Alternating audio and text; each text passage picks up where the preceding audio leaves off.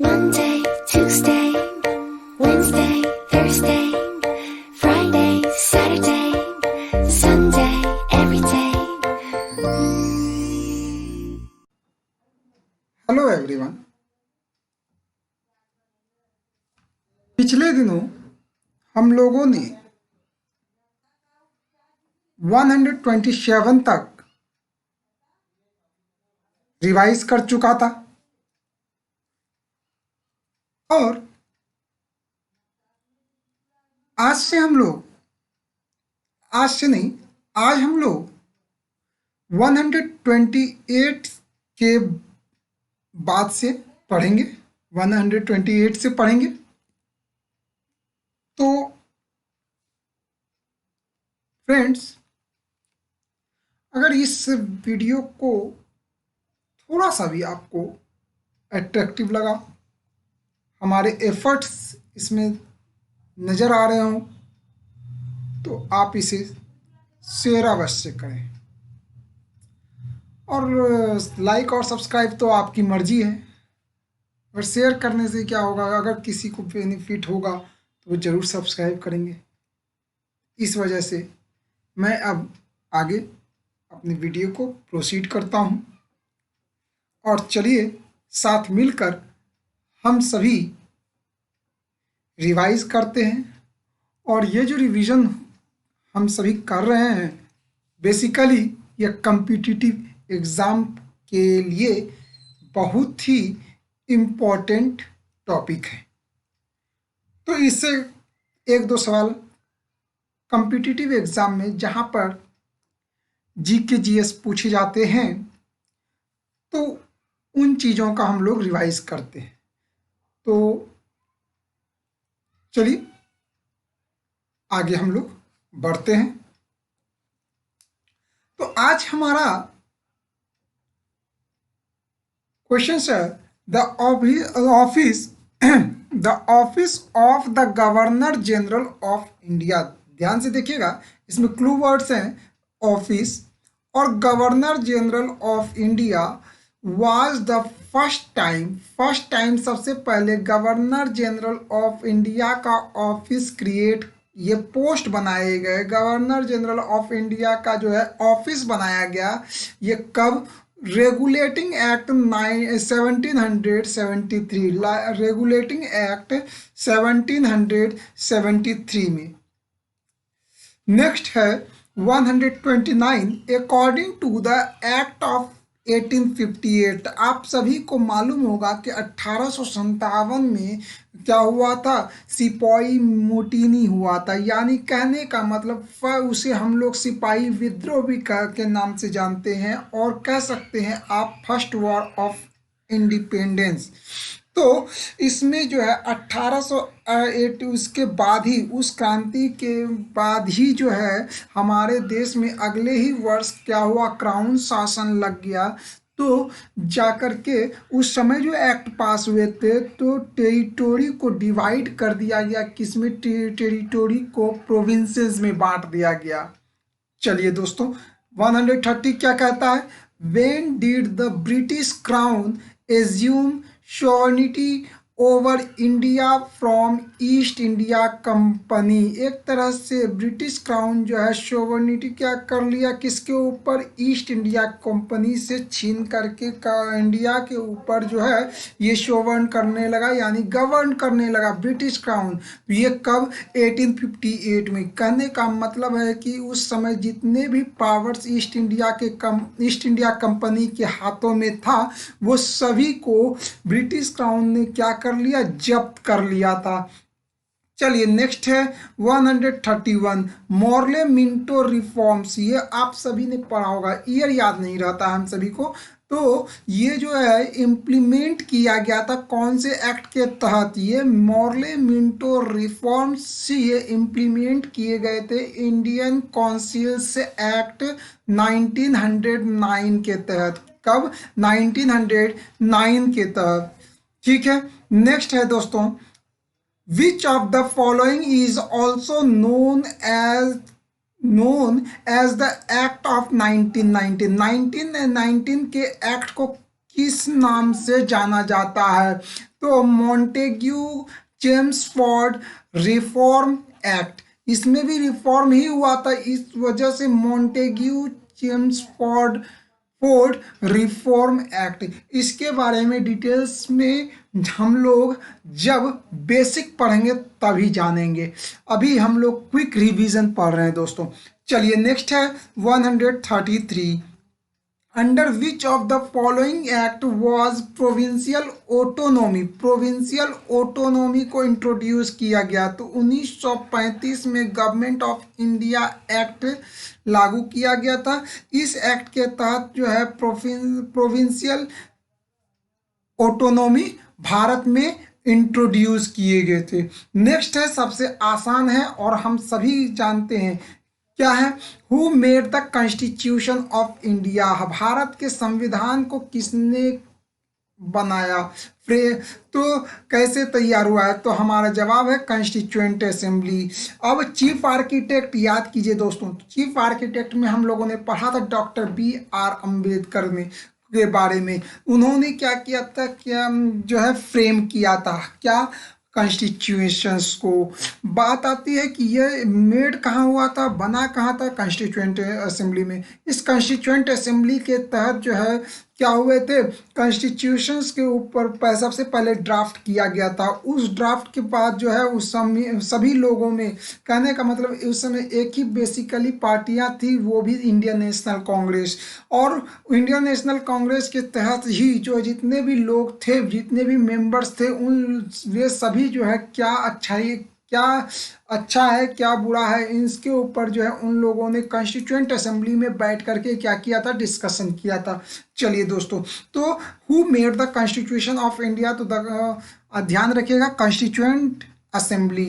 एक constituent assembly is convince to, क्या है, इसमें कॉन्स्टिट्यूएंट असेंबली में हम लोगों ने क्या किया था कि ये कंट्री के लिए कॉन्स्टिट्यूशंस को फ्रेम किया गया था, कॉन्स्टिट्यूशंस को फ्रेम किया गया था। ये कॉन्स्टिट्यूशन जो है किसी भी कंट्री को क्या करेगा, कॉन्स्टिट्यूट करेगा, मतलब टुगेदर करेगा, एक इंस्टीट्यूट के अंदर कम करेगा।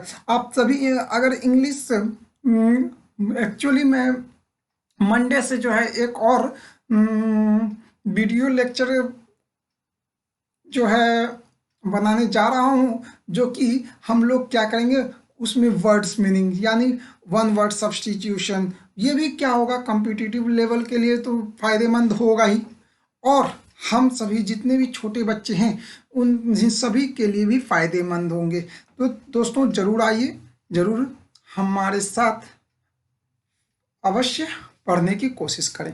तो a constituent assembly is convenes to frame the constitution. अब उसमें जो है इंग्लिश में हम लोग कॉन्स्टिट्यूशंस पे बात करेंगे, तो अगर यहाँ पे डिटेल्स में समझा जाए तो कॉन्स्टिट्यूशन, कॉन्स्टिट्यूशन जो है कन का मतलब होता है टुगेदर, टुगेदर, ठीक है दोस्तों।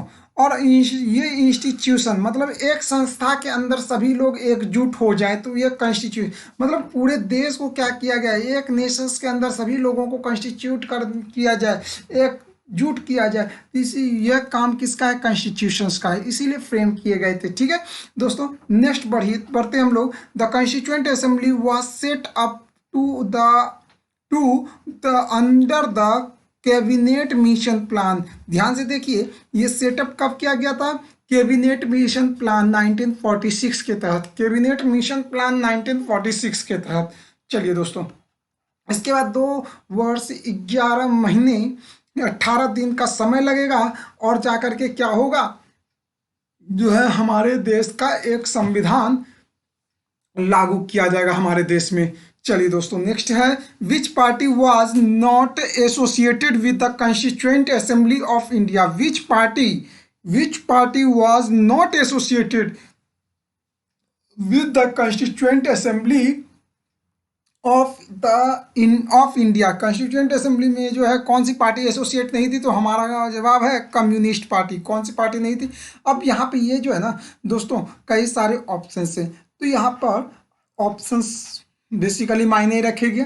चलिए दोस्तों, नेक्स्ट है 138, the Republic of India established by the constitution is.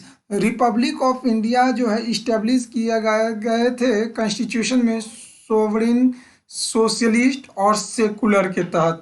Sovereign socialist secular ये हम लोगों ने कल भी पढ़ा था। The minds and ideals of the framer of the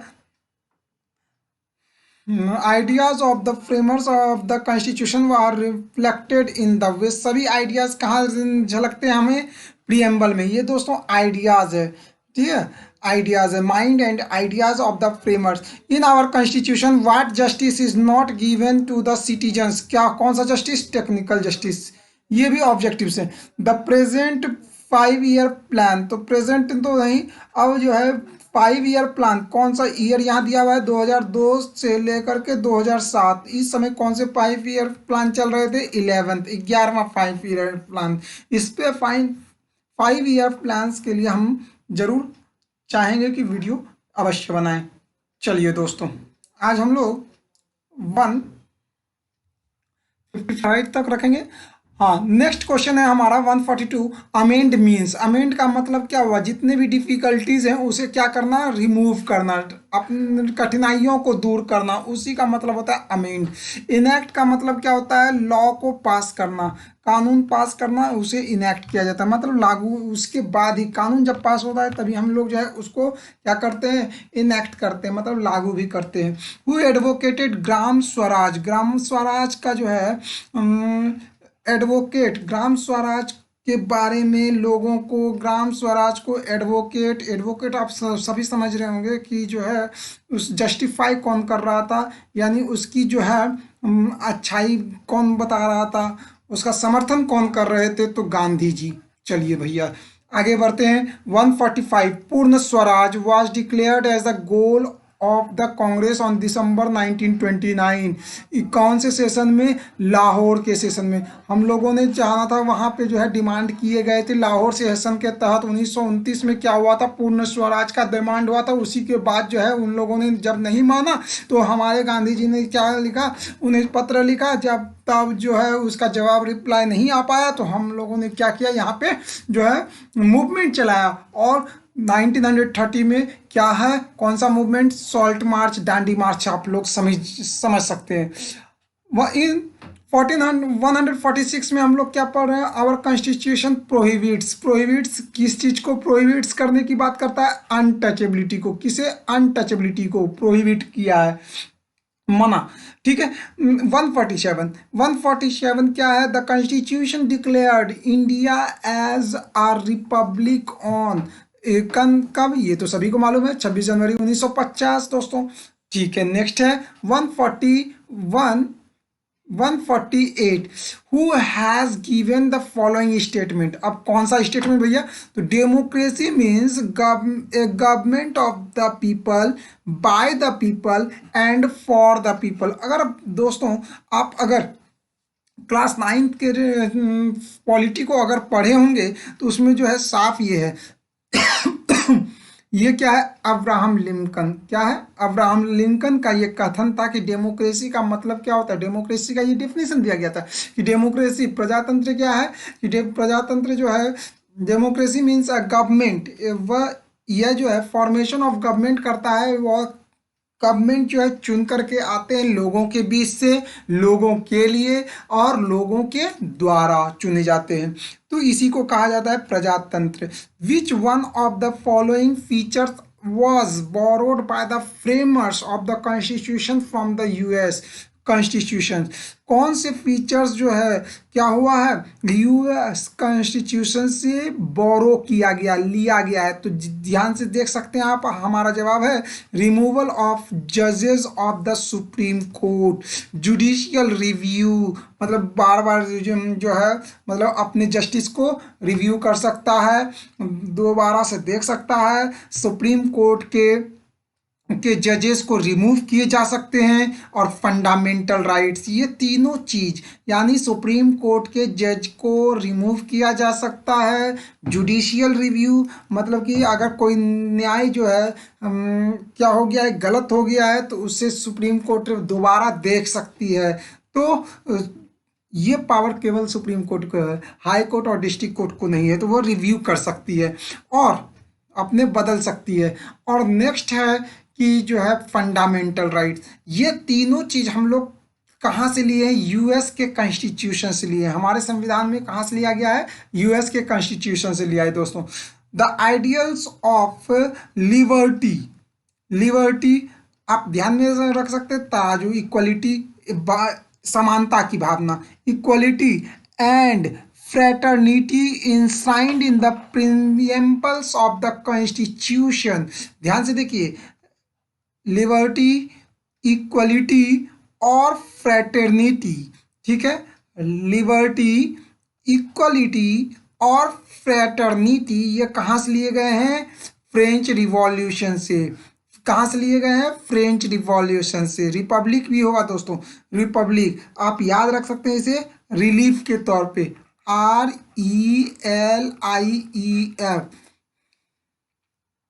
ठीक है। आर से क्या हो गया? रिपब्लिक, LI से हो गया लिबर्टी, E से हो गया इक्वलिटी, F से हो गया फ्रेटर्निटी। रिलीफ याद रख सकते हो, रिलीफ कहाँ से लिया गया है? फ्रेंच रिवॉल्यूशन से। रिलीफ कहाँ से लिया गया है? फ्रेंच रिवॉल्यूशन से। ये शब्द हमारे संविधान में कहाँ कहाँ से लिया गया है? फ्रेंच रिवॉल्यूशन से। तो ये आप पढ़ सकते हो कहाँ? 9th के क्लास में। ठीक है दोस्तों, नेक्स्ट है 151। यहाँ पे हमने क्या बताया? क्या हो गया? रिपब्लिक, LI क्या हो गया? लिबर्टी, E क्या हो गया? इक्वलिटी, F क्या हो गया? फ्रेटर्निटी। चलिए दोस्तों, नेक्स्ट है 151। Dash is the chief force of political power in India. Chief force किसे कहा जाता है? तो हमारी जनता को, पीपल ऑफ द इंडिया को क्या कहा जाता है? चीफ फोर्स कहा जाता है, ठीक है।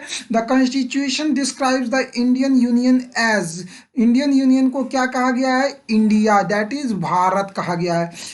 नेक्स्ट है the constitution of India describes India as a union of states. ये भी आप कह सकते हो, as a union of states, ठीक है। नेक्स्ट है हमारा the two persons who played a vital role in the integration of princely states. कौन कौन है? एक हमारे हो गए सरदार वल्लभ भाई पटेल और एक हो गए हमारे VP मेनन। ये प्रिंसली स्टेट्स में इंटीग्रेट किए थे और इस इंटीग्रेशन में यानी हस्तक्षेप में इन सभी का क्या था? बहुत बड़ा योगदान रहा। कौन थे? सरदार वल्लभ भाई पटेल और VP मेनन। इनके बारे में भी हम लोग डिस्कशंस करेंगे दोस्तों। आप चले आइए 155। The states were reorganised on linguistic basis is 1956। 1956 में क्या हुआ कि लैंग्वेज के आधार पे, भाषा के आधार पे स्टेट्स को रीऑर्गेनाइज किया गया। कब? 1956 में। और पहला राज्य बना था, हम लोग जानते हैं, वह था हमारा आंध्र प्रदेश। कौन था दोस्तों? आंध्र प्रदेश। तो अगले दिन चलिए दोस्तों हम लोग जो है ना क्या करते हैं 160 तक पढ़ लेते हैं। तो which state enjoys the distinction of being the first linguistic state of India? वह हमारा कौन सा राज्य है? आंध्र प्रदेश। चलिए नेक्स्ट है the Indian federal system. Indian federal system is modelled on the federal system of Canada. Indian federal system कहाँ का मॉडल से उठाया गया है? तो फेडरल सिस्टम ऑफ कनाडा से, ठीक है। India is known as parliamentary democracy. India को पार्लियामेंट्री डेमोक्रेसी कहा जाता है। क्यों? क्योंकि एग्जीक्यूटिव जो है वह रिस्पॉन्सिबल होता है जवाब देने के लिए। क्या चीज़? पार्लियामेंट को। Executive is responsible to the parliament. Executive कौन हुए? जो लॉ को लागू करवाते, जो कानून को एग्जीक्यूट करवाएं, ठीक है। तो इस पे भी हम लोग चर्चा करेंगे बाद में, लेकिन अभी quick revision. The Indian state is regarded as federal. The Indian state is regarded as federal. हाँ, इंडियन स्टेट को फेडरल कहा गया। क्यों कहा गया? The Indian constitution provides for sharing of power. ये तो देखिए ध्यान से, इंडियन स्टेट्स को फेडरल किया गया। ये क्लास 10th के हैं। तो the Indian state is regarded as federal. Federal क्यों कहा गया? क्योंकि जो है इंडियन कॉन्स्टिट्यूशंस में क्या किया गया है कि जो है पावर्स को बांटा जाता है, डिस्ट्रीब्यूट किए जाते हैं, शेयर किए जाते हैं सेंट्रल लेवल से स्टेट लेवल। ये 10th के हैं, पावर शेयरिंग की आफ्टर से। चलिए दोस्तों नेक्स्ट है in which case did Supreme Court hold the preamble was a part of the constitution। कौन से केस में जो है सुप्रीम कोर्ट ने क्या कहा था कि जो है प्रियम्बल जो है कॉन्स्टिट्यूशंस का हिस्सा है? वह था केशव नंदा भारती केस। केशव नंदा भारती केस। तो किसी में इन्होंने कहा पार्ट, तो किसी में कहा होगा कि जो संविधान का पार्ट है भी नहीं, तो वह भी केस हम लोग अगले दिन पढ़ेंगे। तो दोस्तों, आप सभी ने इतनी देर तक हमें झेला, इसके लिए धन्यवाद। अगर आपको हमारा लेक्चर, हमारा क्विक रिवीजन पसंद आया हो तो आप ज़रूर शेयर करें। धन्यवाद।